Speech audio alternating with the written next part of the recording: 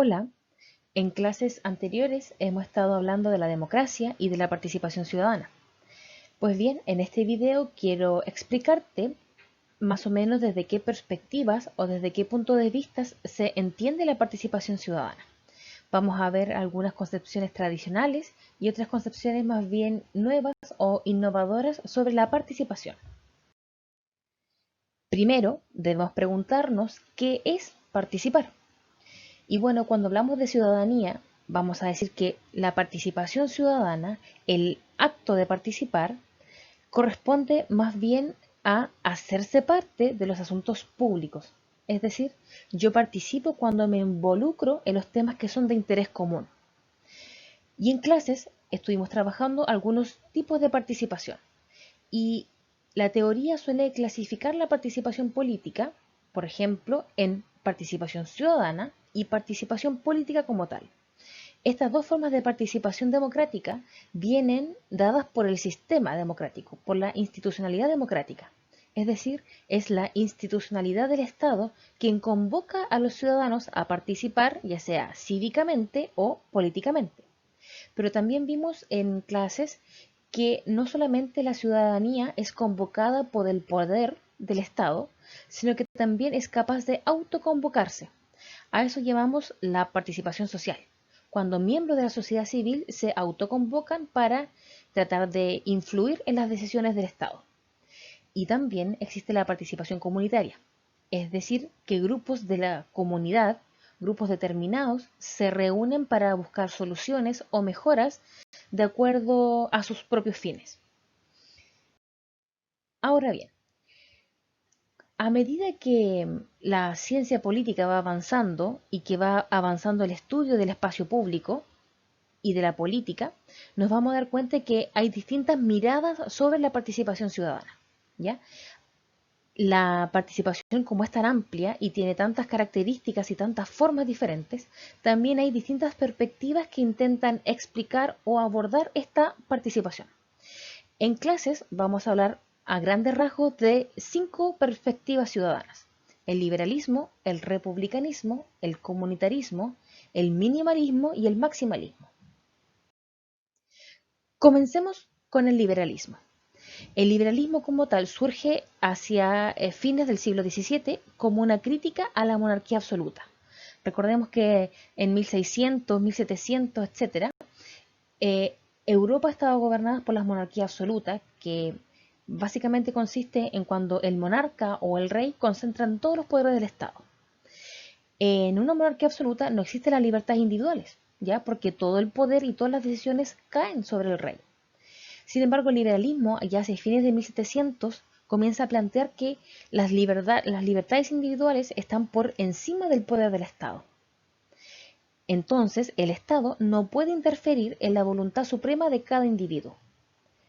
Eh, si tú lo analizas desde esta perspectiva, te vas a dar cuenta en verdad que el acento del liberalismo está puesto en el individuo, en la persona, no en el Estado. Por eso es que decimos que en el liberalismo surge unas características bastante individualistas de la sociedad. ¿Por qué? Porque se cree que el bien de una persona está por superior, es más importante que el bien común. Ahora, el liberalismo, por lo tanto, pone énfasis en los derechos y las libertades de los ciudadanos, los cuales son protegidos por el Estado. ¿Ok?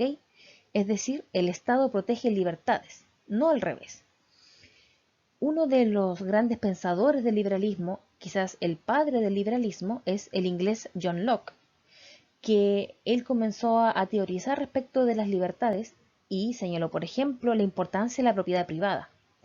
La propiedad privada, ¿no es cierto?, es el derecho de cada persona a poseer una propiedad que es solamente suya y que no se le puede quitar.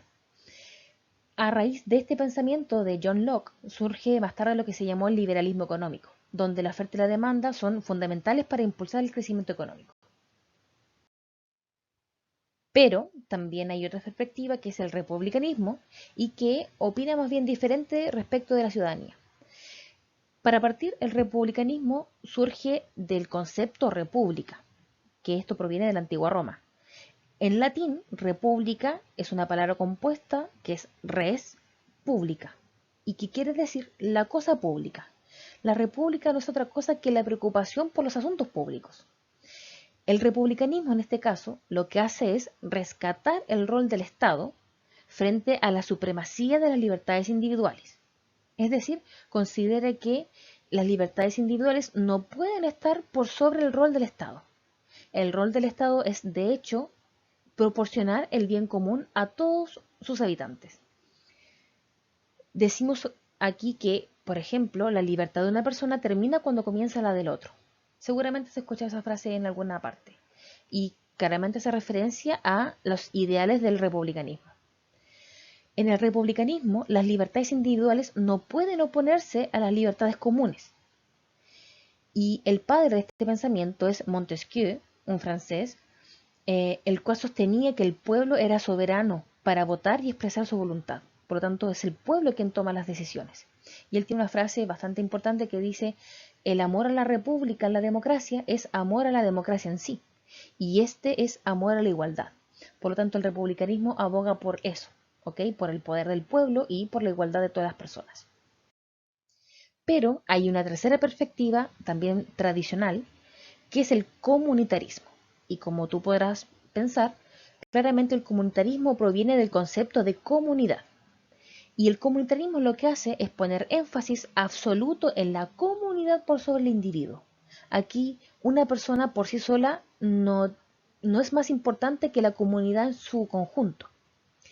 El ciudadano político, para el comunitarismo, es un sujeto social y desde ahí se valoran los derechos y responsabilidades ciudadanas. La participación en el comunitarismo es la base para la construcción del bien común. O sea, una comunidad que participa unida construye bien común. Es lo que ellos llaman la construcción colectiva del bien común. Y básicamente una comunidad, como es un sector o un grupo muy local de personas, lo que hace es buscar el reconocimiento de su entidad cultural, de su entidad cultural. Por lo tanto, lo que hace el comunitarismo es rechazar la idea de que todos somos absolutamente iguales, porque hay grupos de la sociedad que tienen particularidades propias y que el Estado debe resguardar. Es decir, no busca que todos seamos homogéneos, sino que precisamente valora y protege la heterogeneidad de los grupos. Una persona que deberías conocer es Charles Taylor, que esta persona ha teorizado mucho al respecto y él sostiene, por ejemplo, que deberían concederse derechos diferentes para los distintos grupos culturales. Llevándolo a un ejemplo muy concreto, esta persona podría decir que en Chile los mapuches deberían tener una serie de leyes especiales que regulen su propia comunidad, su propia cultura, a diferencia del resto de los chilenos, porque obviamente somos grupos culturales diferentes y por lo tanto necesitan leyes o regulaciones diferentes, con el objetivo de preservar sus particularidades. Por lo tanto, el comunitarismo se opone a la idea de una cultura dominante y que busque que todas las demás culturas se anulen, ¿sí? El comunitarismo busca, de hecho, la protección de estos grupos comunitarios. Ahora, haciendo un resumen de estas tres perspectivas tradicionales de la participación ciudadana, partamos primero. ¿Cuál es el acento que ponen cada una de estas tres perspectivas? El liberalismo pone el acento en el individuo, el republicanismo se centra en el Estado y el comunitarismo se centra en la comunidad.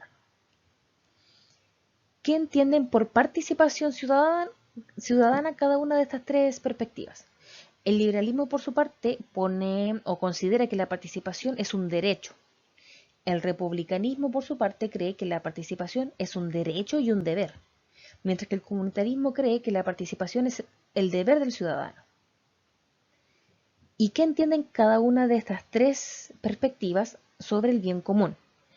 Pues para el liberalismo cree que el bien común es la suma del bienestar individual. Por ejemplo, si yo soy feliz, tú eres feliz y eres feliz, vamos a decir que como individualmente somos felices, vamos a contribuir al bien común. Por otra parte, el republicanismo cree que el bien común es el objetivo central del Estado y que es el Estado quien, a través de su poder y su influencia, debe propender a que cada uno de los ciudadanos sea feliz, por supuesto, se encuentre bien y aparte genere bienestar común. Y el comunitarismo considera que el bien común es una construcción colectiva, es decir, todos los miembros de la comunidad participan en el bienestar común de todos los integrantes de la comunidad. Ahora, veamos estas tres perspectivas en un ejemplo actual y concreto. Tú sabes que el mundo enfrenta hoy una pandemia, ¿verdad? Y ante esta pandemia, muchos estados han decidido coartar la libertad de tránsito y han establecido cuarentenas. En muchos países la cuarentena ha sido total, por lo tanto ningún territorio está lejos de la cuarentena, sino que están todos confinados en sus hogares. Y ante estas políticas estatales surgen dentro de la ciudadanía distintas opiniones. Por ejemplo, en algunos países, principalmente en Estados Unidos, varios grupos que son bastante mayoritarios de la sociedad se han mostrado en contra de que el Estado coarte sus libertades individuales. A este ejemplo vamos a llamar que este primer grupo en verdad son liberales, ¿ya? ¿Por qué? Porque obviamente no están de acuerdo con que el Estado le imponga cosas, sino que el Estado debe respetar su libertad de movimiento, en este caso. Pero otro grupo de la sociedad señalan, por ejemplo, que las cuarentenas están muy bien, son una muy buena política, porque hay que pensar en el bienestar común. Prefiero yo limitarme un tiempo y finalmente contribuir a que esta pandemia no cause tantos estragos y me quedo en mi casa y respeto en fondo el bienestar de otras personas. Y a este grupo en particular vamos a llamarlos que son republicanos, ¿ya? Que son más bien abogan por el republicanismo. Pero hay también otro grupo importante de la sociedad que piensa que esta crisis hay que hacerla enfrente, hay que combatir esta crisis desde el punto de vista comunitario. Y lo que hace es que grupos de la sociedad se organizan, se autoconvocan e intentan ayudarse unos con otros. A este último grupo de personas vamos a llamarlas que son más bien comunitaristas, ¿ya? Porque claramente ponen el acento en la participación de la comunidad para el bienestar común. Espero que te haya quedado claro este ejemplo. Ahora, estas tres perspectivas son más bien tradicionales, pero recientemente han habido muchos investigadores que tienen también otras teorías y que, por ejemplo, el inglés David Kerr, que yo personalmente admiro mucho, desde inicios del año 2000 viene haciendo una serie de teorías al respecto. Y sus estudios concluyen que hay más bien dos perspectivas. Una más bien minimalista, en la cual el ciudadano cumple una cierta categoría dentro de un marco legal. Para ser ciudadano tengo que cumplir ciertos requisitos, ser mayor de edad, ser de tal nacionalidad, etc. Y que la participación de este ciudadano se encuentra también dentro del marco legal, principalmente a través del sufragio. Por lo tanto, el ciudadano del minimalismo es un ciudadano elector, que es gobernado.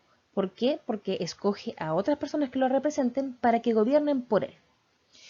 Por lo tanto, también podemos decir que el minimalismo incluye una perspectiva bastante pasiva del ciudadano frente a los hechos comunes. Mientras que David también cree que así como hay un minimalismo ciudadano, hay un maximalismo ciudadano. Y él cree que el ciudadano se considera sin categorías. Es una persona que participa ampliamente de la sociedad.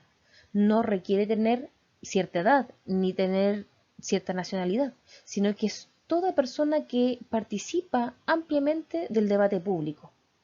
Y participa tan ampliamente que incluye sus obligaciones legales y también las supera. Es decir, puede perfectamente votar, pero también puede participar de marchas, de organizaciones civiles, de organizaciones sociales, etc. Para el maximalismo, el ciudadano no es elector, no solamente vota, sino que es actor social, actúa en el medio social, por lo tanto, no espera que alguien gobierne por él, sino que él se empodera y es gobernante. Él gobierna, por así decirlo. Por supuesto que el maximalismo cree que el ciudadano es activo y transformador. Ahora bien, ante tanta perspectiva, cabe plantearnos cuál de ellas me representa más a mí en particular. ¿Cuál de ellas te representa a ti? ¿Cuál crees tú que refleja tu participación ciudadana o tu participación social? Bueno, para eso la clase de historia quiere invitarte a reflexionar, a que tú determines cuál de ellas es la que te representa y cuál de ellas consideras tú que contribuye de mejor manera al bienestar común. Para eso son las clases de historia, para reflexionar y poder analizar los hechos que ocurren en el presente desde una perspectiva histórica. Sigue los videos de este canal, obviamente, para aprender más de esta asignatura tan linda que es la historia. ¡Chao!